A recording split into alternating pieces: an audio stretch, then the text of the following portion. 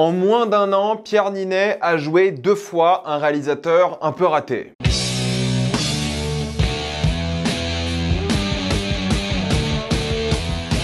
Fiasco. Comme d'habitude, jusqu'à la minute indiquée dans le titre de la vidéo, il n'y aura pas de spoilers, car vous êtes tranquille, après on va tout spoiler. Fiasco est l'histoire d'un tournage de film français qui se passe très mal. En effet, ils enchaînent les catastrophes et les problèmes, et on va suivre l'équipe de ce film qui va essayer de le réaliser quoi qu'il en coûte. Pour ceux qui ont vu le livre des solutions l'année dernière, un film très sympa que je peux vous conseiller, Pierre Ninet joue aussi un réalisateur qui était un petit peu raté, mais il était un petit peu raté parce qu'il y avait des problèmes psychologiques. Il avait une vraie condition médicale. Là, ce n'est pas le cas. Là, il joue un loser parce que c'est une comédie. Voilà, le livre des solutions, c'est pas vraiment qu'une comédie. Je précise pour ceux qui seraient tentés de le voir. C'est un film un peu plus sombre entre guillemets, mais qui est quand même assez mignon. Mais c'est vrai que là, c'est juste un loser et c'est le but de l'histoire. Fiasco est la nouvelle série d'Igor Gottman, j'espère que j'ai bien prononcé son nom, qui avait déjà fait la série Family Business, que moi j'avais beaucoup apprécié. J'avais passé un vrai bon moment devant les 3 saisons, si je dis pas de bêtises. J'ai pas vu d'autres œuvres de lui, je sais qu'il en a fait pas mal qui ont bien marché. Si, je crois que j'ai vu Five ou Five, je sais plus si c'est lui qui a réalisé ou il a bossé dessus, peu importe. Mais sinon, j'ai pas vu Cash, grosso modo, c'est ça que je voulais dire. C'est le créateur de cette série. La série est aussi co-créée par Pierre Ninet et ça se voit que c'est un peu leur bébé à eux deux. Premièrement parce que c'est les personnages principaux, les deux jouent dans la série. Igor Gottman joue donc le caméraman qui fait ce documentaire sur le tournage qui se passe mal et Pierre Ninet joue donc ce réalisateur un peu loser. Et c'est donc ça l'histoire, hein. C'est un tournage de film catastrophique tout simplement qui fait un peu écho à plein d'œuvres qu'on a vues en termes de tournage. Récemment j'ai parlé sur ma chaîne de Hearts of Darkness. Alors oui, Hearts of Darkness c'est sérieux et déprimant, là c'est le côté un peu comique du truc mais c'est un genre hyper répandu dans le monde du cinéma. Les documentaires sur des tournages catastrophiques de films, c'est pas un genre nouveau et il joue vraiment la case du mockumentaire avec des interviews qui coupent justement les différentes séquences et qu'un caméraman qui est bien présent et avec lequel les acteurs interagissent régulièrement. Des zooms à la The Office, c'est aussi une grosse inspiration évidemment de la série. La caméra parfois un peu cachée en mode voyeuriste qui filme des scènes qu'il ne devrait pas filmer. Le truc vraiment classique du mockumentaire et ma critique que je peux déjà faire à l'œuvre, c'est que c'est un peu trop classique dans le style. Je pensais qu'un gars comme Igor Gottman qui s'est vraiment amusé avec Family Business allait aller un peu plus loin dans le style et ça va jamais assez loin. C'est-à-dire que t'as pas l'impression que c'est l'histoire d'un gars qui aime des documentaires qui en a fait une parodie. Ça reste vraiment plus une parodie ou le même style qu'une série comme The Office qu'autre chose et c'est un peu décevant. J'aurais aimé qu'ils aillent un peu plus à fond. Pour vous donner un exemple, c'est une enquête aussi dans la série. Il y a un espion ou une personne qui sabote en tout cas le film et l'objectif c'est que les acteurs ou en tout cas les gens qui travaillent sur le film retrouvent ce saboteur. Et du coup c'est un petit peu une enquête. D'ailleurs le générique c'est une enquête. Je m'attendais à ce que ce soit un peu comme American Vandal. Je sais pas si vous avez vu American Vandal mais c'est un mockumentaire qui est une vraie enquête et c'est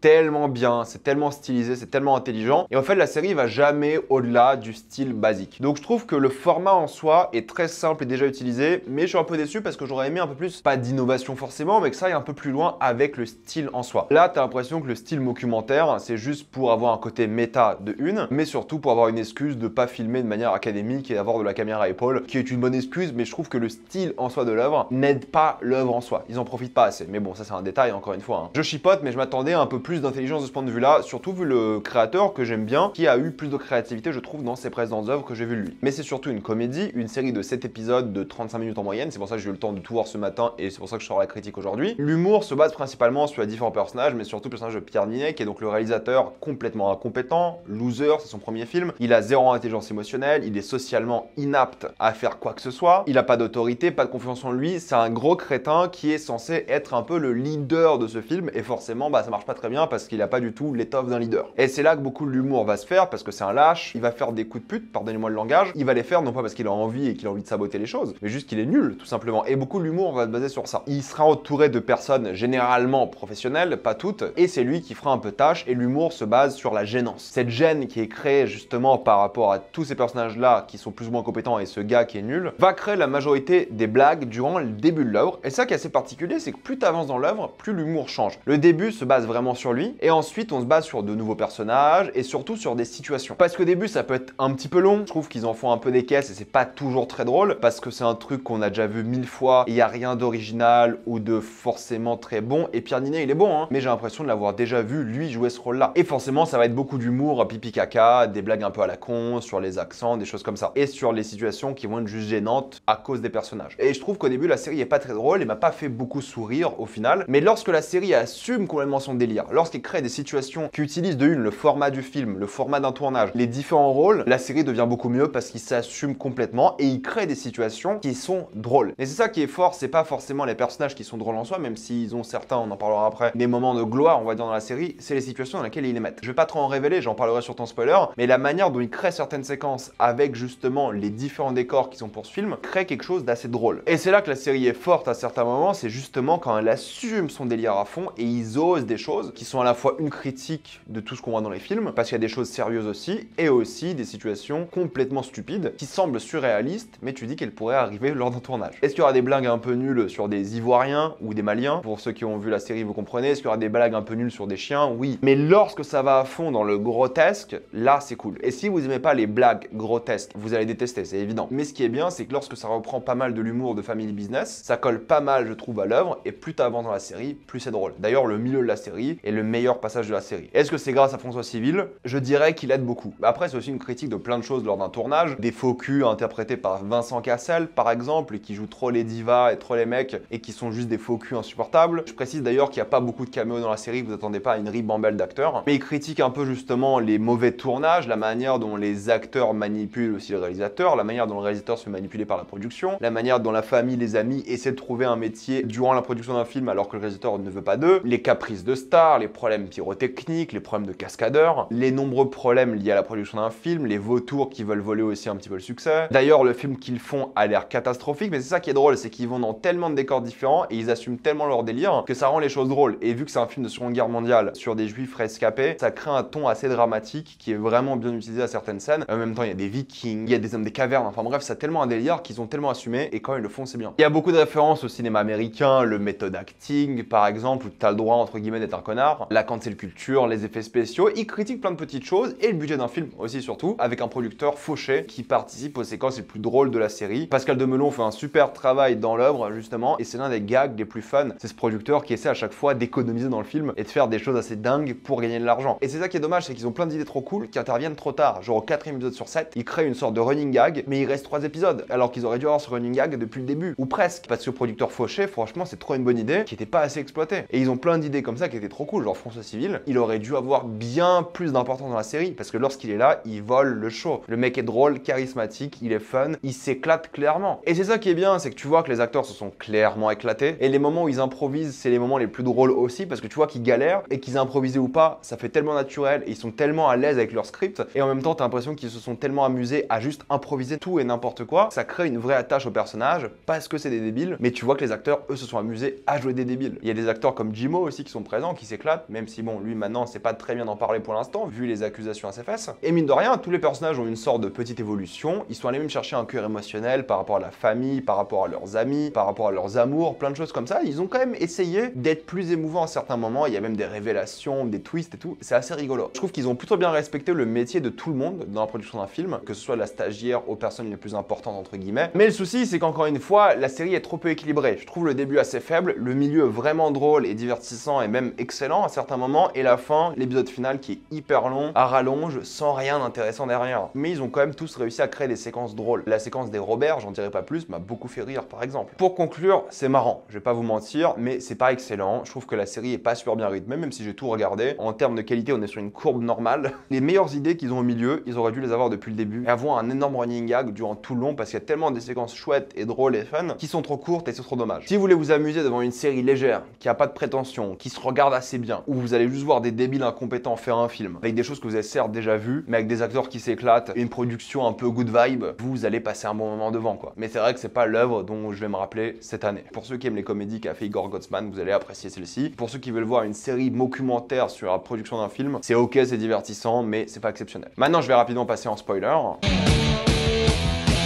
Les séquences que j'ai aimées, qui m'ont fait rire, c'est les nombreuses idées un peu farfelues, comme la fête de premier jour de travail de la cascadeuse qui a été blessée, gravement blessée, et le personnage de Pierre Ninet qui n'assume pas. C'est une séquence qui s'étire mais qui est drôle, alors que d'autres, comme celle de Claire Chazal, je les ai trouvées moins réussies, moins fun, et l'humour pipi caca, c'est pas ce qui me fait le plus rire généralement. Mais par contre, lorsqu'il veut virer les handicapés, j'ai trouvé ça drôle et un petit peu assumé aussi. Toutes les séquences avec François Civil, je les ai trouvées drôles, surtout lorsqu'il devient son personnage de milliardaire, et il assume justement son coming out et le fait que sa pipe était sincère. Le placement de produit produits nazis, c'est tellement une bonne idée et drôle, de la même manière que les enchères nazies où il y a réellement des nazis. C'est n'importe quoi, mais c'est là que j'aime, quand la série assume ses bêtises. Et puis le twist que la grand-mère soit une nazie depuis le début, je trouve ça tellement drôle aussi au final. Mais ils n'ont pas assez assumé et je trouve que les choses les plus drôles arrivent trop tard dans la série malheureusement. Mais j'ai quand même apprécié l'envie d'en faire un vrai personnage de ce réalisateur qui est un mythomane, qui a été beaucoup critiqué par sa famille, qui n'a jamais été complimenté. Sa famille ne l'a jamais réellement respecté. C'est ça qui a causé tous ces traumas et on les découvre au fur et à mesure. Au moins, c'est un vrai personnage qui a le droit à une vraie évolution. Ils ont quand même essayé de lui donner un aspect émotionnel qui justifie un peu son comportement d'enfant. Parce qu'il a jamais eu l'occasion de grandir à cause de sa famille, de ses parents décédés, des choses comme ça. Donc mine de rien, même si c'est un énorme crétin, t'as une vraie attache pour lui parce qu'il n'a pas été bien entouré depuis son plus jeune âge. Là où t'as pas du tout d'attache pour le côté un peu voyeuriste et la mort du personnage d'Igor Gottman, Splice, bon, je sais pas s'il est réellement mort, mais peu importe, je pense pas qu'il y aura une nouvelle saison, hein, c'est une mini-série. T'as moins d'attache parce que ce côté voyeuriste, opportuniste, n'est pas appréciable d'un point de vue du spectateur, je trouve. Et même s'il a raison que le vrai coupable de tout ce qui s'est passé là, c'est le réalisateur, ça ne suffit pas pour rendre ce mec appréciable, et loin de là, c'est un peu le vautour que t'as pas envie d'avoir dans tes amis. Mais du coup, je trouve qu'ils ont bien réussi ce côté-là, des gens qui profitent de ta misère pour en faire un succès, qui va encore plus t'enfoncer d'ailleurs. Mais bref, j'ai quand même passé un bon moment, mettez dans les commentaires ce que vous en avez pensé, avez-vous adoré ou détesté, j'ai envie d'avoir votre avis, tout ça dans les commentaires. Comme d'habitude, pensez à vous abonner à la chaîne pour voir les prochaines vidéos, mettez un j'aime, ça aide beaucoup la chaîne. Suivez-moi sur tous mes réseaux pour plus de débats, critiques et actualités, et moi je vous dis à la prochaine fois.